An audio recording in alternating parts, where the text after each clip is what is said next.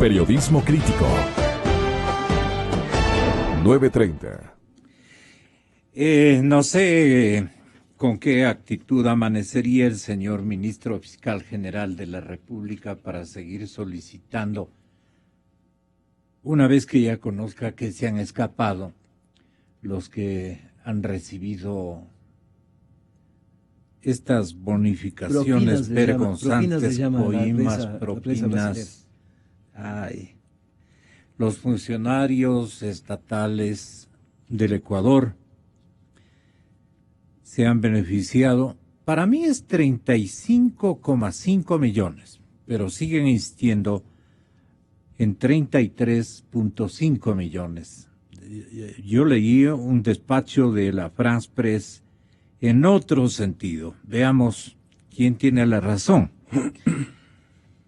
La Comisión Ciudadana de Lucha contra la Corrupción conocía de que, bueno, la mayor parte de los latinoamericanos enterados sabíamos que Marcelo Odebrecht quería beneficiarse del estatuto de su país, estatuto de la normatividad de su país, que le facilitaba un perdón parcial de sus graves culpas.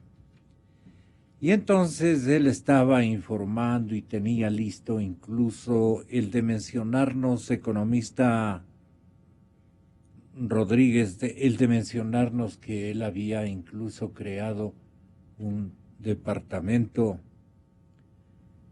en Odebrecht, un departamento de sobornos. Imagínense ustedes el nivel de audacia al que arribaron estas célebres, entre comillas, empresas brasileñas. ¿Y cuántas que en el mundo se pelean por adquirir cuentas especiales en una red de países impresionantemente grandes? Odebrecht era una de ellas. Y desde el abuelo, luego el padre de Marcelo Odebrecht, y seguramente estaban preparando a los hijos de ellos para que hereden estas metodologías de saber adueñarse de las inversiones de los estados, en este caso latinoamericanos. Cualquier momento deben haber ingresado incluso algunos estados de la Unión Americana. Estoy más que seguro. Ya hablarán realidades. Andrés Páez decía el día de ayer, hoy ya le decíamos, ¿cómo luchamos contra este flagelo de la corrupción? ¿Qué dijo don Andrés? Lo primero que vamos a hacer, y en la primera semana de gobierno, será una consulta popular para desmontar el aparato de justicia correísta. Eso implica no solamente jueces, sino Corte Constitucional, Fiscalía, Defensoría Pública, Defensoría del Pueblo, Consejo de la Judicatura. Absolutamente todo tenemos que desmontar por un mandato de los ecuatorianos, para tener una justicia independiente que sea la que juzgue a todos los responsables de los grandes atracos de los 10 años del correísmo. Esa será una garantía de que las cosas van a hacer bien y que irán por buen camino. Ojalá, señor doctor Páez. ¿Y a usted qué se le ocurre como buen médico? Usted no anda por las ramas, usted quiere cortar las manos, señor doctor Espinel, ¿verdad? Bueno, como lo hemos venido manifestando, somos el único movimiento político que ha promovido una ley bisturí anti la corrupción. ¿Por qué? Porque la corrupción es el cáncer que está matando al Ecuador. Vemos y encontramos dineros en los techos, en los carros, de funcionarios del Estado, de empresas afuera. Sin embargo, no se hace nada y nadie propone nada para sanar y extirpar este cáncer terrible que es la corrupción, para sanar al país.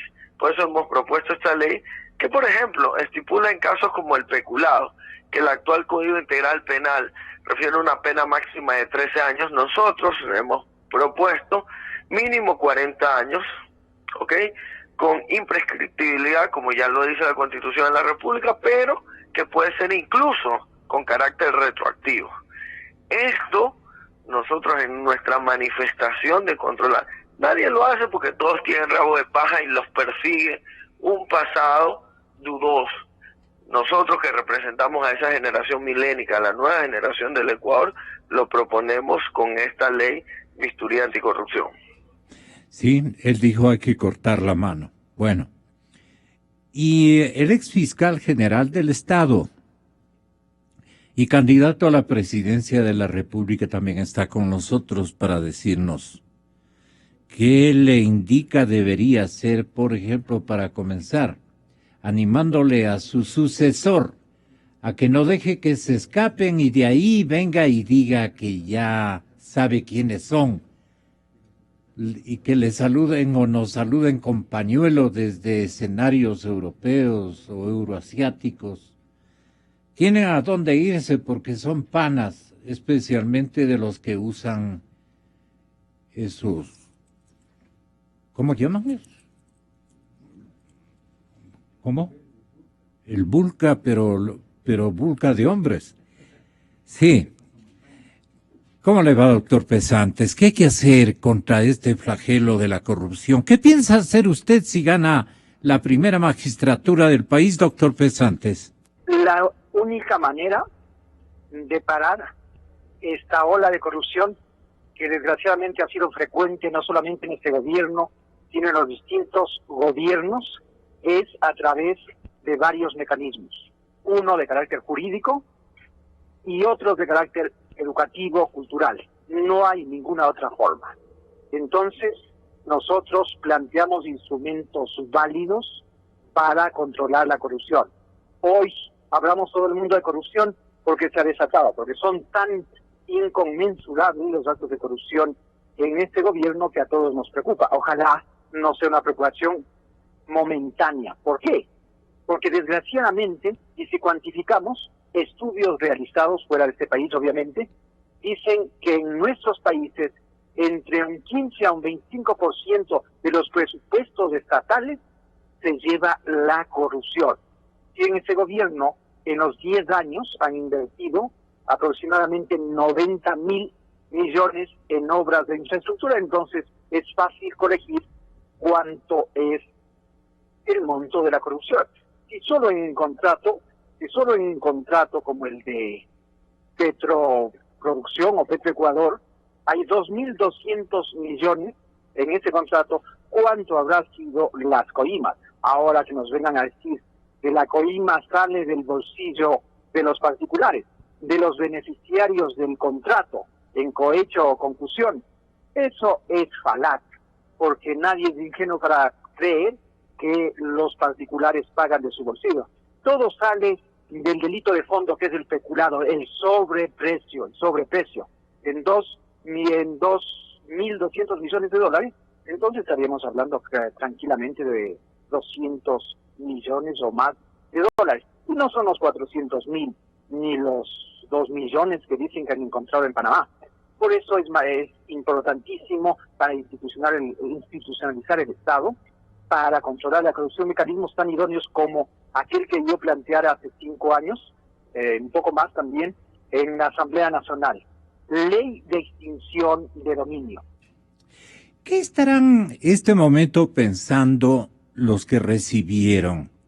¿Dirá o no dirá el Departamento de Justicia mi sagrado nombre?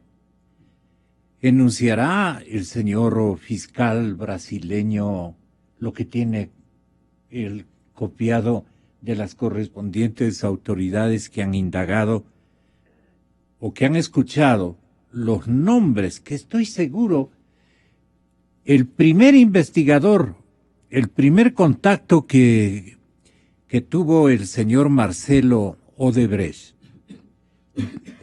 debe haberle dicho ¿y quiénes son los que se beneficiaron con estos recursos que les llaman bonificaciones? Premios, inclusive han pasado a ser premios. Impresionante esto. Ingeniero y expresidente de la Nación, don Lucio Gutiérrez, bienvenido, muy buenos días. Tenga la bondad usted también de manifestarnos. Si usted logra una espléndida votación y y gana adeptos en la Asamblea Nacional y resulta que es elegido como dicen que son sus aspiraciones, presidente de la Asamblea. Usted, digamos, ¿qué ley o qué estrategia utilizaría para que no le ocurra también como le ocurrió cuando presidente, de que sus compañeros de jornada o de administración también seguramente recibieron estos premios, ¿no? Sin conocimiento suyo? Ingeniero Lucio Gutiérrez, bienvenido, buenos días. ¿Qué piensa usted hacer en su lucha contra este flagelo de la corrupción? Buenos días y muchas gracias por la oportunidad. Un saludo a los amables oyentes. Nosotros le estamos pidiendo el apoyo al pueblo ecuatoriano para llegar con un gran número de asambleístas a la Asamblea Nacional con la finalidad de impulsar reformas a la Constitución de la República de acuerdo al artículo 442 para en 5 meses aprobar esas reformas que permitan eliminar el Consejo de Participación Ciudadana y Control Social, porque de ahí emana la corrupción en el Ecuador, porque ahí se nombran a dedo los entes de los organismos de control con la misión de tapar las pillerías de los funcionarios del gobierno y perseguir a todos los opositores políticos. ¿No le tentó Odebrecht en su periodo presidencial, expresidente? En nuestro periodo presidencial, como ustedes saben, se inició la construcción del proyecto hidroeléctrico de San Francisco. Luego del golpe de Estado en contra de mi gobierno, el gobierno de facto del vicepresidente Alfredo Palacio y del cual formaba parte Rafael Correa, incrementaron en el presupuesto para la construcción del proyecto San Francisco $100 millones, que tendrán pues que en algún momento justificar por qué lo hicieron. También en mi gobierno se inició el proyecto hidroeléctrico de Mazar, en la provincia de La Suay y de Cañar, pero con la empresa italiana Impregilo. También nosotros licitamos el proyecto hidroeléctrico Toachi Pilatón, pero luego del golpe de Estado, esa licitación la echaron abajo. Costaba pues ese proyecto menos de $300 millones. ¿Los italianos no daban sobornos? De ninguna manera, de ninguna manera. Mire, para no entrar pues con juicios de valor, como al país le consta, luego del golpe de Estado, mi hermano Gilmar Gutiérrez, Fausto y yo regresamos al Ecuador y a la cárcel de manera voluntaria.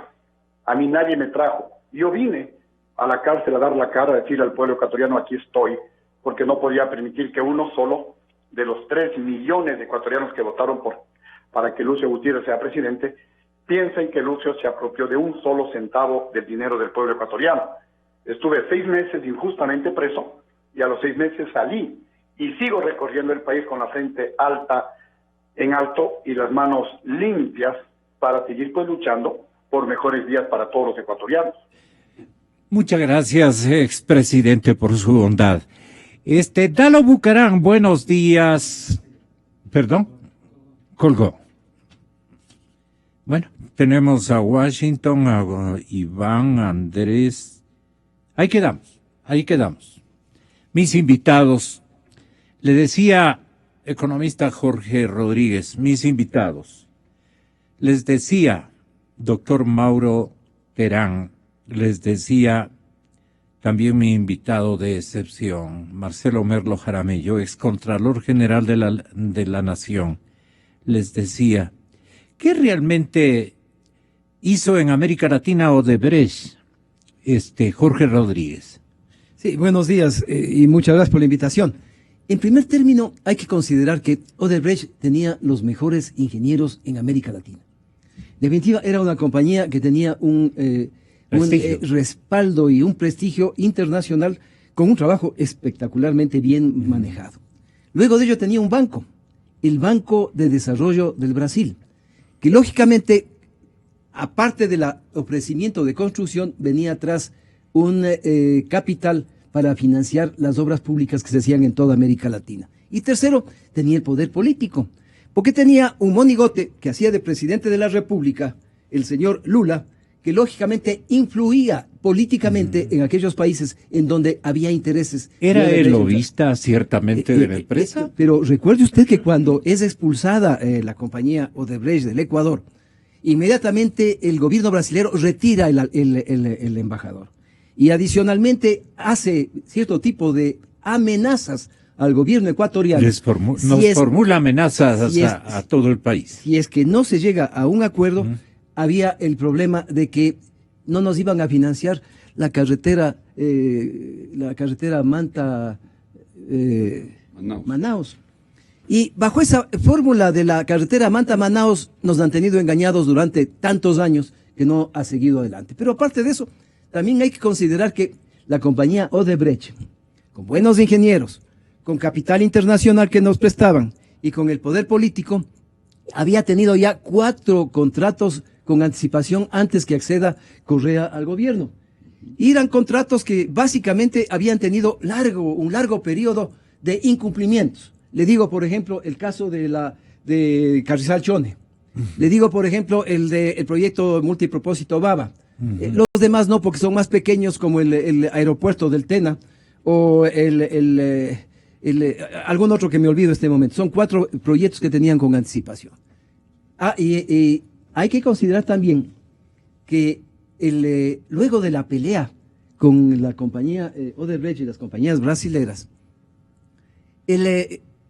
Odebrecht regresa al país bajo el hombro, bajo el brazo, el proyecto de Manduriaco. Ellos vienen, golpean la puerta y vienen con financiamiento de $82 millones para esa construcción. Y le piden que el gobierno financie la diferencia a 130, 134 millones, no digo la cantidad exacta, para efectos de poder regresar nuevamente. Ellos son los que trabajan en esas condiciones. ¿Y era un comité interinstitucional el que manejaba el tema de Manduriaco? Originalmente era esta oficina que era de preinversión, que operaba a nivel de la oficina de planificación de la Presidencia de la República. Posteriormente, esa función le delegan al Consejo Provincial de Pichincha, que organiza cierto tipo de empresas públicas para el manejo justamente de estos proyectos hidroeléctricos. Ustedes le investigaron a esa circunstancia. ¿Qué pasó de ese proceso de investigación? ¿Qué pasó de eso y qué pasa hoy día? Realmente estamos absolutamente contentos de que comience a aparecer la PUS en ese tipo de contratos. Porque esa primera denuncia de la Comisión Anticorrupción significó 3 procesos legales, 2 penales y 1 civil. Imagínese usted, el ex ministro de ese entonces, el ministro de Electricidad, Albornoz, que hoy está de candidato a asambleísta, nos hizo una demanda, una querella por $1 millón a todos los miembros de la comisión, por el tema del sobreprecio o de los contratos adicionales que sobrepasaban lo que dice la ley en el proyecto Manduriaco. Luego de ello, el propio prefecto provincial también tenemos una demanda civil de $3 millones y uno adicional del exgerente de Hidroequinoccio, que tenemos una demanda de $1 millón. Imagínese usted, la Comisión Anticorrupción descubre con anticipación un tema que hoy es ratificado a nivel internacional por intervención de los gringos, porque si no fuera en los Estados Unidos quien hubiera accedido a obligado al Brasil a que comparta ese tipo de documentos, pues básicamente, posiblemente... ¿Fue el Departamento de Justicia?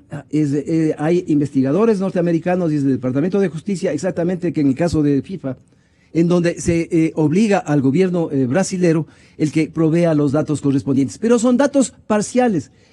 Yo oí la conversación suya con varias personas anteriormente que entremos nosotros, y hay equivocación. Porque no es cuestión de que ahí tiene un beneficio de 130 y pico millones que dice el periódico. Si solamente el contrato del metro supera los 1.600 millones, pues.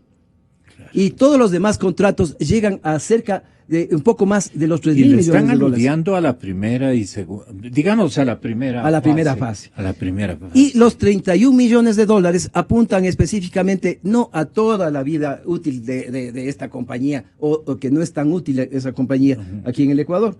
Están hablando del año 2008 al 2016. Posiblemente lo que recién establecen en los medios de comunicación es una parte inicial de la contratación inicial de este gobierno, en donde se puede hablar de una cantidad como la que está expresada por la investigación norteamericana. ¿Usted tiene una primera referencia u observación o preventiva que usted pueda formularle a la culta ciudadanía bien enterada que nos sintoniza de este momento respecto del metro y Odebrecht? ¿Tiene alguna información anticipada, excontralor del Estado, doctor Marcelo Merlo Jaramillo? Gracias por invitarnos esta mañana y compartir con personalidades sobre un tema que tiene que ver mucho con una preocupación general de los ecuatorianos. La corrupción. El tema de la corrupción. Bueno, las revelaciones que acaba de hacer el Departamento de Justicia de los Estados Unidos son altamente preocupantes desde varios puntos de vista. Lo primero, el Ecuador es un país que tiene poco más de 16 millones de habitantes. Ellos hablan de que el total de estos pagos a los agentes públicos de un grupo de países, respecto a los cuales el Ecuador no es más del 5% en población. Sin embargo, el porcentaje, cuando uno hace un cálculo, de la corrupción en el Ecuador es mucho mayor al promedio de los demás países que están siendo cuyos pueblos están siendo afectados por este caso. Bien. Por otro lado, no olvidemos que el 4 de abril, estamos ya terminando el año, licenciado Rosero y amigos Jorge y doctor, estamos terminando el año. El 4 de abril, ya han pasado casi 8 meses, oficialmente se dijo, porque ya Marcelo Odebrecht, padre, no quería... Marcelo mismo se llama. Sí, no quería que su hijo pase a la historia como el gran corruptor, sin que sepan quiénes son los cómplices y los coautores de ese delito. Y como bien decía usted, Gonzalo... Para dispersar el efecto, claro, seguramente. Como usted bien decía, pues para efectos de acogerse, que el doctor Mauro Terán es el conocedor de esta materia, a algún sistema de beneficio en materia penal, al proceso abreviado, le dijo a su hijo, honra el apellido, por lo menos, para que en el continente los otros corruptos, los gobiernos, fue enfático Marcelo Odebrecht, padre, para que los gobiernos corruptos que han estado en el negocio perverso tuyo, también sufran las consecuencias. No solo tú, como hijo mío, sino también los gobiernos corruptos. 4 de abril del 2016. Y se dijo pues que se iba a investigar a través de la Contraloría y de otros organismos, Fiscalía. El fiscal también habló y ojalá nos estén oyendo tanto el señor Contralor como el señor fiscal. Aquí están las declaraciones de ese día, en donde ellos dicen que van a colaborar, porque ¿cómo puede ser posible que se esté haciendo alusión a personas del gobierno, que están en este negociado, y que iban a investigar a todos los contratistas, Odebrecht era la contratista, a todos los funcionarios públicos que habían contratado con Odebrecht, que iban a investigar sus cuentas, los sobreprecios. Estamos terminando el año y, como decía Jorge Rodríguez, esto ha quedado en el aire, en el limbo. Y tiene que ser el Departamento de Estado de los Estados Unidos, el Departamento de Justicia, el que nos haga acuerdo de que hay una deuda contra el pueblo ecuatoriano. Respecto a lo del metro, efectivamente, en esa misma fecha, el propio alcalde de Quito dijo que estaba preocupado y que iban a investigar Firmaron el contrato. qué estaba, pero se firmó el contrato. Y la acusación ¿Estaba era preocupado de qué? de la implicación que tenían las declaraciones del padre. Sí, yo ¿no? recuerdo, sí. Y que iban a ver qué es lo que estaba pasando, y después ya se hizo la explicación de que no había pasado nada, aparentemente. Pero la investigación, ¿Qué le dijeron los niños al alcalde? Claro. No sé. la investigación de fondo tiene que, como es obvio, seguirse haciendo o debió haberse realizado. En conclusión, ¿cómo se arma la red de corrupción en este momento alrededor de Odebrecht? Las 10 más grandes compañías de Brasil forman un consorcio perverso y se ponen de acuerdo con el extinto moralista, Lula da Silva. Digo extinto moralista porque ya, después de lo que se sabe de ese señor, olvidémonos más bien. Y firman un convenio político por el cual le dicen, muy bien, en todos los contratos que va a realizar Petrobras, que es la segunda compañía más grande del continente. Petrobras tiene contratos en todo el mundo, es algo salvaje. Entonces, en todos los contratos que celebre Petrobras, vamos a contar con esta lista de 10 constructores de diferentes áreas en el Brasil. Una de esas es Odebrecht. Y entonces, ustedes se pondrán de acuerdo para que por turno le hagan ganar alguna. ¿Qué cosa, no? Una colusión perversa, pero de estas dignas de escribirse ya en una novela, ¿no? Sí. Se ponen de acuerdo y entonces, en este contrato, usted hace la más baja, etcétera, etcétera. Y el 5% del monto de los contratos que celebre Petrobras a nivel mundial al partido. ¿Cómo nos hacen llegar? Eso sí sabrán ustedes cómo nos hacen llegar. De ahí salen pues los departamentos del señor Lula, etcétera. Entonces, Odebrecht es parte de eso. Por eso, como nos recordaba Jorge, el señor Lula vino a dar aquí una conferencia. Y fue al Palacio también. No, vino a dar una conferencia. Invitado y cobró honorarios como conferencista. Dentro de este proceso de acercamiento al gobierno. ¿Quién le pagó? Perdone. Deben haberle pagado aquí el gobierno, pues. Vino a dar una conferencia aquí. Esa parte ya no conozco, ese detalle. Pero lo importante es que él vino acá. Y claro, esto ayudó mucho, pues. Pero usted dice que conoce que le pagaron. ¿Quién le pagó? Por eso le pregunto. No sé. Pero se supone que esta gente cobra cuando viaja, ¿no? Allí le pagó los pasajes de todo. O capaz que él vino lobista tenía plata de sobra con los recursos que acabo de mencionar. Pero en todo caso, ese era el mecanismo. Yeah. Ahora bien, cuando uno se pone a investigar qué está pasando en este momento, y Jorge, que es el vocero de la Comisión Anticorrupción, qué está pasando en este momento con la corrupción en el Ecuador, es algo terrible, No solo estamos hablando de esto que el Departamento de Justicia dice que han pagado a funcionarios públicos. Y de control, eso es importante. Claro, y de control, para solucionar todo esto, sino que ya... ¿Y a quién, perdone doctor, a quién estaría involucrando la denuncia o el denunciante cuando habla de las autoridades de control? ¿Sería al procurador, al contralor? Deben ser funcionarios de esas instituciones, porque a su vez estas de cosas... todos los países que recibieron... Por supuesto, porque no habla solamente...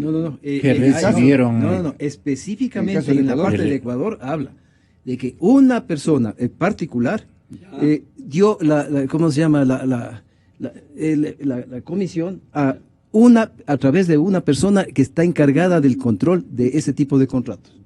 Clarísimo. En ese caso ya sería la Contraloría. Y yo la Fiscalía en cuanto a la investigación. ¿Encontró esta referencia? ¿La comisión? Está publicado en el Twitter. El Twitter Mauro Terán. A ver, doctor, es la fuente de todo. ¿Qué conocía usted de esto anteriormente? A ver, primero saludaré con los contertulios. Bienvenido. Al pueblo ecuatoriano. Buenos días, doctor. Mire, Gonzalo, aparte de lo que estamos viendo a través de la información que viene de todo el mundo, y sobre todo la información última que el Departamento de Justicia de los Estados Unidos, bueno, ya se presumía, ya se sabía que esta empresa Odebrecht pues era una empresa muy corrupta y que se había alineado con el socialismo del siglo XXI. ¿Y que le amenazó a usted? ¿No? Ya Bien. denuncié de mañana. Sí. Gonzalo, yo pienso... A mí me hicieron firmar un acta de compromiso de que iba a Que sí pagar iba- mi sí iba a la boca. denuncia. Y- Gonzalo, lo que a mí me preocupa... Y estuve amenazado de un juicio penal porque yo ya me di cuenta de esto, ya me pasaron esta información, que estaban recibiendo dinero de la Odebrecht determinados funcionarios. No me dieron, para no meterme en lío, no conozco quiénes estaban recibiendo, pero yo lo referí aquí y rápidamente la reacción fue la que he comentado. Sí, Gonzalo, lo que a mí me preocupa es que estamos en un proceso electoral. Y en este proceso electoral, frente a estas tremendas, graves denuncias, frente a estos sospechas. hechos y sospechas gravísimas, ¿no? Los candidatos no entran a debatir a fondo el problema de la corrupción. Simplemente dicen, bueno, combatiremos la corrupción. Acabo de escuchar que se va inclusive a convocar a una consulta popular para echar abajo los organismos que han venido consolidando el poder absoluto en este país. Pero eso me parece también un absurdo. No le están diciendo la verdad al pueblo ecuatoriano. Que nosotros sabemos, en el supuesto de que este gobierno pierda las elecciones y aparezca un jefe de Estado de oposición, ya dicen que van a convocar a consulta popular para echar abajo las... Eso no lo van a poder hacer jamás, porque va a seguir gobernando el correísmo a través de los entes, el Consejo de Participación Ciudadana, el Consejo Nacional Electoral, la Corte Constitucional, van a seguir gobernando pues en este país y no les van a permitir jamás una sola consulta popular que afecte la estructura correísta. Pero lo señalan. No le dicen la verdad al pueblo. La única salida que tiene este país y la única salida para echar abajo este régimen absolutista es asamblea constituyente. Y es el único caso en que al convocarse asamblea constituyente no tiene que ver nada la Corte Constitucional y solamente el Consejo Nacional Electoral tendría que dedicarse al aspecto mecánico de la consulta y nada más. Pero no lo dicen eso. No lo dicen, tienen terror a la consulta popular. Y además en el problema de la corrupción, yo he notado que también una actitud timorata de los candidatos. Por ahí hablan y se dicen, hay que perseguir hay que luchar contra la corrupción, pero no hay que tener cacería de brujas. Sí, hay que, no entiendo, por ahí cortar la mano. Eso no es nada. Mire, Gonzalo, yo propuse aquí en esta emisora y vale la pena reeditarlo hoy. Propuse un verdadero... comprometidos los candidatos a no fiscalizar, el correísmo es poderosísimo. Se ha conseguido eso, es gravísimo. Gravísimo para el pueblo, poderoso para el correísmo, pero gravísimo para el pueblo. Gonzalo, recuerde que aquí yo propuse hace un tiempo atrás, será un mes y medio, la realización de un verdadero pacto ético y moralizador entre los candidatos a la presidencia. ¿Qué planteaba yo en este pacto ético? Disponer la fiscalización de todos los contratos celebrados por el régimen de Alianza País bajo la modalidad de declaratoria de emergencia.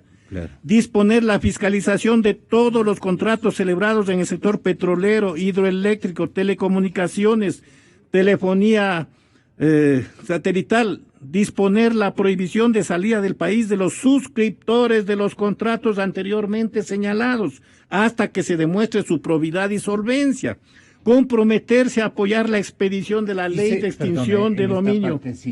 ¿Se puede? Sí, se puede. El Comité Ciudadano de Lucha contra la Corrupción podría estar solicitando la lista de quienes contrataron con Odebrecht a nombre de la institucionalidad ecuatoriana. Yo creo que eso es una obligación de proveer. Tienen que otorgar la información, pero no lo van a dar a la comisión.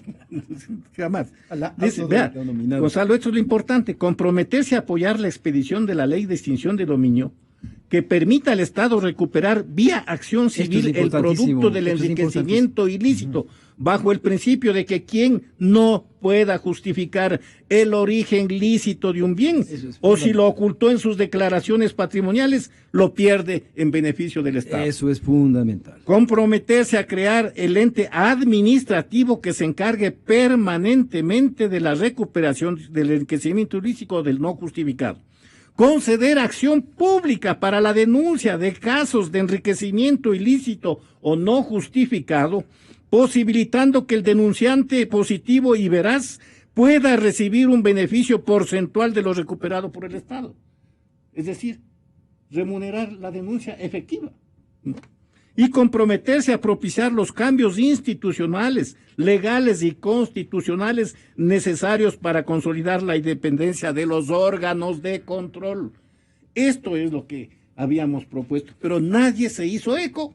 Inclusive la prensa lo publicó, nadie se hizo eco. ¿Por qué? Eso es lo que no se entiende. Pero aquí lo dijimos reiteradamente. Seguramente y la Comisión Anticorrupción también planteó algo absolutamente parecido a eso. La ley de extinción de dominio, Gonzalo, yo la seguiré manteniendo hasta que alguna vez sea realidad, porque eso sí es un gran mecanismo que va no solamente a permitir la recuperación del enriquecimiento ilícito, que podría ser también una de las perspectivas macroeconómicas que podría pensar este país, si se considera que en este régimen por lo menos 30.000 millones de dólares se ha llevado la corrupción, y si se podría recuperar 20.000 millones, bueno, pues pónganse a pensar qué beneficio tendría presupuestariamente el Estado ecuatoriano. Pero no hay la voluntad política de luchar contra la corrupción, eso es lo que no se ve. Y no hay ningún candidato que asiente ese compromiso con el país, ¿no? La corrupción es una cosa, es una nube. Es algo... Pregunta final para el excontralor Marcelo Merlo Jaramillo, si es tan amable, doctor Merlo. ¿Qué le pregunta usted a las autoridades de control de este momento? ¿O a qué les desafía? Frente a la denuncia de la noche de ayer del Departamento de Justicia, están obligados por ley, porque las leyes obligan no solo a las autoridades, sino inclusive a funcionarios en general, cuando se tiene conocimiento del cometimiento de un delito, de una infracción, es obligación ipso iure, ese momento, iniciar la investigación y procurar la sanción. Y lo que decía... ¿Qué me contestaría el señor embajador de los Estados Unidos acreditado ante nuestro país y nuestro gobierno? El instante en que yo le preguntaría, embajador, desde ya le pregunto, el Departamento de Justicia y el Departamento de Estado, ¿qué instrucciones le han dado a usted para que supervigile? ¿Por qué no nos hagamos? La única forma de poner en orden las casas latinoamericanas, por ponerlo en esos términos, es la intervención de la institucionalidad. ¿Por qué a los norteamericanos? ¿Por qué los norteamericanos son capaces de obtener la información del Brasil y el Ecuador no ha hecho ni un solo movimiento para efectos de obtener la misma información? A lo mejor lo parece. ¿Qué le preguntaría a usted? No, más aún, lo que dice Jorge, haciendo un paréntesis. El 4 de abril ya se comprometieron el Contralor y el Fiscal, el 4 de abril. Ya se comprometieron porque ya hubo la declaración que se hizo en Brasil por parte de Marcelo Odebrecht padre. De tal manera que, ¿qué diablos está pasando en este Cuando país? dijo avisa todo. Claro, ¿qué diablos está pasando en este país? Por lo cual ninguno de los candidatos de las organizaciones académicas, yo reclamo a las universidades, a quienes les dice llegar a comienzos del año anterior, 13 violaciones de la Corte Constitucional en el proceso de las famosas enmiendas. No una, 13. Así es. Usted conoce, doctor, usted ha analizado jurídicamente, 13, no una. Es nulo todo aquello, en perjuicio de los trabajadores, etcétera. Y entonces aquí viene la pregunta. La corrupción en el Ecuador, en el mundo también, pero en el Ecuador, desde luego, tiene que haberse afianzado. Esta es una lista que se me hizo llegar ayer desde México. A ver. Corrupción por sectores, público, privado y social. Por poderes públicos, ejecutivo, legislativo y judicial. Por niveles de gobierno nacional, provincial y municipal. Corrupción más específica, electoral, administrativa, política, de partidos, académica, sanitaria, mercantil, financiera, medioambiental, deportiva, vinculada al crimen organizado, a las transnacionales, al clientelismo político, ONGs, fundaciones, en las religiones, etc. Los nuevos ilícitos de la corrupción, comercio ilegal de recursos naturales, Jorge, 3.500 millones de dólares, falsificación de medicamentos. Por eso es que nuestras sociedades son tan permisivas, porque está comprometida tanta gente. Se compran medicinas aquí, pues por ahí, lo que decía el doctor Mauro Terán, esos sobreprecios. Cibercriminalidad, tráfico de heroína y cocaína, tráfico de personas, mujeres y niños con fines de explotación sexual. Solamente hacia Europa 3.000 millones, a nivel mundial 36.000 millones. Contrabando de inmigrantes latinoamericanos a los Estados Unidos.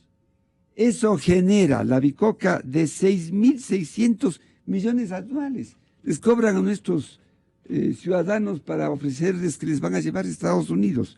Es decir, el ámbito se ha dispersado tanto, Gonzalo, ¿no? Ustedes que no solo saben eso que... explica, Sí. solo eso explica planteamientos como los que ha hecho el doctor Mauro Terán, como los que se han hecho desde la Comisión La empresa Odebrecht, en este departamento de sobornos, inclusive alimentaba un fondo para consultorías. Claro. O sea, cualquier cantidad de consultores en todos estos países para silenciar sus respectivas denuncias, se beneficiaban de estos convenios. Para tapar la coima. Obvio. No era coima, sino Sí. pago por una Consultorías, consultoría. por algo, ¿no? Consultorías de esto otro. Lo que hizo también. Ha habido la una empresa fiebre de china. consultorías en este gobierno. Alguien tiene que, no sé si la comisión se La metió... comisión dijo originalmente que en la parte de lo que establece el Código Penal se establecen sanciones, incluyendo una ley de contratación pública, también responsabilidad del consultor. Ojo. Y casi todos los contratos se hacen contratos suplementarios porque se dice que la consultoría estaba mal hecha. Sin embargo, el gobierno, le dijimos, aquí hay el caso específico, en el caso de Manduriaco, hay el caso específico en el caso de Toachi Pilatón y en casi todas las hidroeléctricas, en donde aparentemente las consultoras hicieron un mal trabajo. Sin embargo, aparecen estas compañías constructoras en donde a través de esa justificación hacen contratos complementarios. Pero no se ha iniciado ninguna demanda, ninguna querella o ningún proceso legal en contra de las consultoras. ¿Cuál sería el mensaje de ustedes al señor fiscal general de la República? Que no se descuide de qué, doctor Mauro Terán. Mire, ya, sinceramente la fiscalía a muchos ecuatorianos, y yo diría, hablando por mí, no me genera ninguna confianza. No le pide nada. Entonces tendría que pedir simplemente un paso al costado. Doctor Marcelo Merlo, un paso al costado le pediría entonces. Yo en eso soy enfático. Yo creo que tenemos que exigir a los funcionarios públicos su responsabilidad hasta el último día que estén en sus cargos. Yo comparto con el doctor Mauro Terán que a veces inclusive hay quienes tienen el criterio de que es peor pedir porque le pueden dar un certificado de que no ha pasado nada y con eso le hemos hecho un favor al denunciado, ¿no? Pero de todas maneras yo sigo confiando en que los medios de comunicación libres como este, para citar uno de los pocos, van a permitir que los ecuatorianos, que el pueblo ecuatoriano sí sepa qué es lo que está pasando, sí sepa. Y al votar el 19 de febrero, sepa con su voto expresar cuál es su posición frente a la corrupción que nos domina. un sistema que ha acaparado todas las funciones del Estado, que ordena cómo tienen que definirse frente a temas tan perversos como el que estamos conociendo ahora, gracias al Departamento de Justicia, que es apenas una punta del iceberg, pues no. 37 millones frente a un presunto sobreprecio de 30.000 millones de dólares, ¿no? Ojalá no nos distraigamos. Que habían sobreprecios de 50 y 60 y hasta 70%. Claro, es que se toma la costumbre en ciertos momentos, en este gobierno, en todos los gobiernos, para que alcance hay una figura por la cual hay un anticipo, que de acuerdo con la ley el anticipo no es reajustable porque se pacta por precios unitarios. Pero en este gobierno, por ejemplo, en el famoso plan vial, relámpago que llamaron de las provincias del centro del país, el anticipo lo subieron al 30%. El anticipo al 30%, ¿no? Con una contragarantía. Y algunos ciudadanos fueron afectados porque le exigieron que ese anticipo vaya directamente a una cuenta o en billetes se le devuelva a los que estaban beneficiándose de estos contratos. De manera que, por eso insisto, los 34, 37 millones de dólares capaz que podrían convertirse de repente en una cortina de humo, cuando lo de fondo es que los sobreprecios en el Ecuador están bordeando. Quizás yo soy no tan conservador como usted, debe ser más de 30.000 millones. Hasta mañana. La Navidad es creer. Te pido que haya paz en mi país. Es ser, es la unión.